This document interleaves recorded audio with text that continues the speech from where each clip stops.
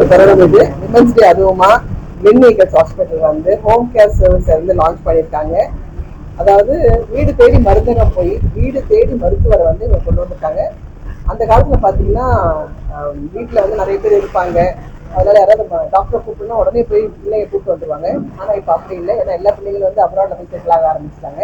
So இங்கே இருக்கிற parents வந்து ரொம்ப ஃபேமிலி டாக்டர் மட்டும் இல்லாமல் யார் கூப்பிட்டாலும் வருவாங்க. உடனே சர்வீஸ் பண்ணுறதுக்கு நாங்கள் ரெடியாக இருக்கோம்னு சொல்லிட்டு இப்போ கிளினிக்கல் ஹாஸ்பிட்டல் வந்து அழகாக லான்ச் பண்ணியிருக்காங்க.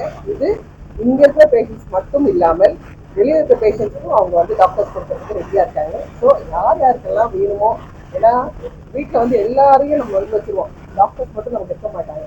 ஸோ அவசரத்துக்கு கூப்பிட்றதுக்கு ஒரு டாக்டர் வேணும் நமக்கு. அதுக்கு கிளினிக்கல்ஸ் வந்து ரொம்ப சப்போர்ட்டிவாக இருக்காங்க.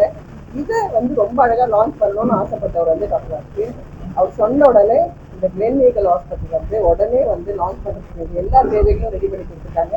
ஸோ அவருக்கு வாழ்த்துக்கள். Thank you sir and best wishes to clinical hospital. மகளிர் தினம், அதனால எல்லாருக்கும் ஹாப்பி விமன்ஸ் டே.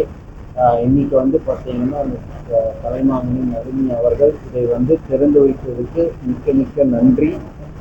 அவர்கள் வந்து பார்த்தீங்கன்னா எல்லாத்தையும் சொல்லியிருக்காங்க. இப்போ எப்படி வந்து ஒருத்தங்களும் நாங்கள் வீட்டில் வந்து வெளியூரில் இருக்காங்க, பசங்க வந்து வெளியூரில் இருக்கும்போது வயசானவர்கள் கஷ்டப்படுறாங்க அப்படின்றதுக்காக தொடங்கப்பட்ட சேவை இது. இது ஒரு குவாலிட்டி ஹெல்த் கேர், அதாவது குட்டா குவாலிட்டியாக இருக்கிற ஒரு சர்வீசஸை வந்து வீட்டில் போய் சேர்க்கணுன்றது தான் கிளினிக்கல்